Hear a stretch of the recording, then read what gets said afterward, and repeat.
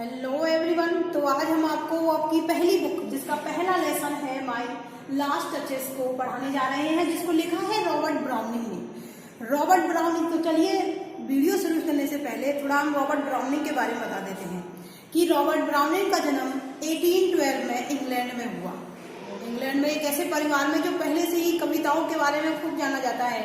उसके पिताजी के पास काफी पुस्तक भंडार है और उसकी माँ एक धार्मिक विचार वाली माता है, मम्मी थी। और उसके बाद जब उनकी शिक्षा पूरी हो गई तो उन्होंने पहली बार 1845 में एलिजाबेथ से मुलाकात की। देखते ही देखते दोनों में प्यार हो गया और उसके बाद उन्होंने शादी करने का फैसला किया। लेकिन एलिजाबेथ के जो पिताजी थे वो मना कर रहे थे कि मैं शादी नहीं होने दूंगा। तो फिर उन्होंने किया क्या कि दोनों भागकर और शादी कर ली और चले गए इटली। इटली में 1861 में एलिजाबेथ की मौत हो गई, वो भी रहस्यमय तरीके से, साधारण तरीके से नहीं, पता नहीं उसे किससे मारा, कैसे मारा, किसी को नहीं पता। इसके बाद रॉबर्ट को बहुत ज्यादा धक्का लगा इस चीज से कि उसकी बीवी चले गई, वो तो उससे बहुत प्यार करता था। फिर वो अपने देश इंग्लैंड लौट आए। इंग्लैंड लौटने के बाद उन्होंने कविताओं का लेखन शुरू किया। लेखन शुरू करने के बाद उनकी जो फेमस कविताएं हैं उनमें है आपका poplin, dramatic lyrics, man and women, the ring and the book. ये इसकी जो फेमस पोएम है वो है। तो आज जो हम कराने जा रहे हैं माय लास्ट टचेस, वो है इनकी ड्रामेटिक लिरिक्स में से। ड्रामेटिक लिरिक्स की एक ही पोएम है ये, उनमें से काफी सारा कलेक्शन है पूरा, उनमें से एक पोएम ये है द लास्ट टचेस। तो चलो थोड़ा सा इसके बारे में बता देते हैं कि ये जो माय लास्ट टचेस है ये क्या है।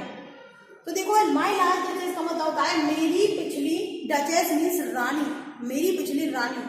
तो वो क्या बता रहे हैं कि एक बार क्या होता है यहाँ पर, एक बार इसकी स्टोरी इस तरीके से है कि एक बार एक ड्यूक मीन्स राजा होता है और उसकी बीवी मर गई। बीवी का नाम ल्यूक्रेजिया था। अब बीवी के गुजर जाने के बाद तो जो बगल का पड़ोसी राज्य वाला राजा है वो सोचता है कि अगर मैं इसके साथ अपनी बेटी की शादी कर दूं तो मेरी बेटी तो रानी की तरह खूब रहने वाली है। तो वो क्या करता है, पड़ोसी राजा अपने एक मैसेंजर को भेजता है ड्यूक के पास कि ड्यूक के पास जाओ, हमारी शादी का ऑफर लेके वहां जाओ और उससे पूछो वो क्या चाहते हैं। तो जब वो ड्यूक के पास जाता है तो ड्यूक से बातें करता है कि मुझे पड़ोसी राज्य के राजा ने भेजा है और कहा है कि उसकी लड़की से शादी करने के लिए न्योता वो जो ऑफर दे दो, अगर स्वीकार करते हैं तो ठीक है, नहीं तो रिजेक्ट कर देंगे, कोई बात नहीं। तो वो कहते हैं कि चलो, अब वो बातें करते रहते हैं आपस में। तो कहते हैं चलो ऊपर छत वाले कमरों में चलते हैं। वो कमरों में जाते हैं ऊपर। तो ड्यूक जो है वो उसे प्राइवेट गैलरी में ले जाता है। प्राइवेट गैलरी में ले जाने के बाद वो पर्दा हटा के एक तस्वीर दिखाता है उसे, पूरी एक औरत की तस्वीर थी, पूरी ऊपर से लेके नीचे तक, कि उसके पैर भी दिखे, उसके हाथ भी दिखे, उसका जो पूरा बॉडी है वो दिखे। फिर होता क्या है, वो ये कहता है कि देखो, पूरी तस्वीर को दिखा करके जो बातें करती हैं, जो दोनों बातें करते हैं वही सारी बातें इसने बताई हैं। तो क्या है, देखो क्या कहता है ड्यूक क्या कहता है। वैसे मैं आपको बता दूं कि ये जो पोएम है वो एक ड्रामेटिक मोनोलॉग है। ड्रामेटिक मोनोलॉग होता क्या है वो भी मैं आपको समझा देती हूँ। ड्रामेटिक मोनोलॉग का मतलब होता है कि एक ऐसी कविता जिसमें केवल एक ही आदमी बोले, जो बोल रहा है ना वही बोले, उसके अलावा जो भी है वो चुप होकर के उसको सुने कि हाँ भाई हो रहा है, कुछ सुनते रहो, बोलना नहीं है, उन्हें कोई आवाज नहीं करनी दूसरे को। बोलेगा कौन, जो बोल रहा है, तभी तो ये ड्रामेटिक मोनोलॉग है। तो देखिए ड्यूक क्या कहता है, चलो, that's my last touches painted on the wall. तो की जो पर्दा हटा दिया उसने, दीवार पर इस तरीके से एक तस्वीर बनी हुई है, ऊपर से दिखा रहा है कि देखो ये दीवार पर जो पेंटिंग छपी हुई है, कि देखो ये दीवार पर जो पेंटिंग छपी हुई है वो मेरी लास्ट टचेस, मेरी जो पिछली रानी थी उसकी है। Looking as if she were alive. देखो ये कैसी लग रही है, लगता है इसको देखकर लगता ही नहीं है, ऐसा लग रहा है कि जैसे मानो ये जीवित खड़ी हो। तस्वीर खड़ी है भाई दीवार पर, तो वो कह रहा है कि इसको देखकर ऐसा लग रहा है मानो वो जीवित खड़ी हो। मैंने उससे कहा कि इससे बढ़िया चीज और दुनिया में हो ही नहीं सकती, ये बहुत ही एंटिक पीस है, बहुत ही कमाल की चीज है, जिसे मैंने फ्रा पेंड्रोल्स के हाथ से बनवाया। फ्रा पेंड्रोल्स के हाथ से बनवाया। वर्क विजिली अ डे, जिसे उसने बनाने में पूरा एक दिन ले लिया।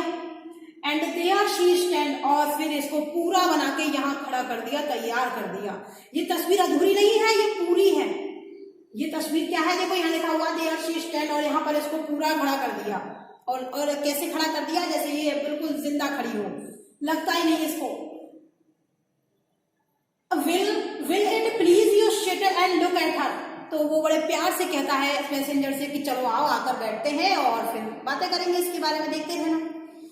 आई सेड, मैंने कहा, क्या frock and Ralph by design for never read strange like you, यहां से नहीं, पहले इसका अर्थ करते हैं। I said frock and Ralph, ये तस्वीर बनाने के लिए मैंने कहा था फ्रॉक एंड रॉल्फ से, फ्रॉक एंड रॉल्फ से मैंने कहा था कि ये ऐसी तस्वीर चाहिए मुझे, मैंने उससे कहा था। जबकि मैं आपको बता दूं कि फ्रॉक एंड रॉल्फ जो थे वो एक सन्यासी थे, एक पेंटिंग बनाने वाले सन्यासी थे, जिनका काम यही था कि भगवान की भक्ति की और चित्र बनाए। तो उन्होंने ये तस्वीर मेरे कहने पर बनाई है। For never read strange like you that pictured countenance, कि तुम्हारी तरह और भी बहुत से ऐसे लोग हैं, तो अजनबी लोग हैं जो इसके बारे में जानना चाहते हैं कि ये बनाई कैसे है, क्या नहीं है, किस तरीके से उसने बनाई होगी। The depth and passion of its earnest glance, earnest मतलब इसकी जो चमक है, इसके इस तस्वीर के चेहरे की जो चमक है ये बहुत अच्छी है। इसको किस तरीके से उसने बनाया होगा, तुम्हारी तरह ऐसे बहुत से लोग हैं जो इसको जानना चाहते हैं। But to my they turn, लेकिन उन लोगों की कभी इतनी हिम्मत नहीं हुई कि वो मुझसे ये सब पूछ सके। Since none put by the curtain I have drawn for you, लेकिन वैसे तो इस पर्दे को कोई खोलता नहीं है मेरे अलावा, लेकिन आज मैंने ये पर्दा सिर्फ तुम्हारे लिए खोला है, सिर्फ तुम्हें दिखाने के लिए खोला है, क्योंकि तुम मेरी शादी का प्रस्ताव लाए हो, तो तुम्हें तो पता होना चाहिए मेरी बीवी कैसी थी पुरानी वाली।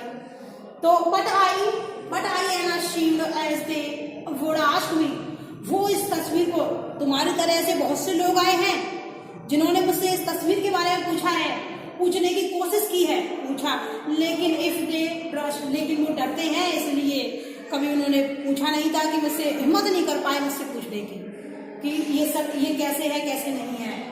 If they trust how such a glance come there, glance मतलब चेहरे पे जो चमक है, इस तस्वीर के चेहरे पे जो चमक है वो कैसे आई, कहाँ से आई, मतलब चित्रकार ने इसे कितने बेरंगे ढंग, कितने अच्छे ढंग से बनाया है कि उसमें जो एक एक्सप्रेशन है उसके चेहरे का बिल्कुल गजब तरीके से दिया है। उसके बारे में कोई कह ही नहीं सकता कि कभी तो उसे देखकर लग रहा है कि वो जिंदा औरत खड़ी है। तो दोस्तों बस आज के लिए इतना ही। अगली वीडियो में फिर हम आपको और कोर्स कवर कराने वाले हैं। Oh shit.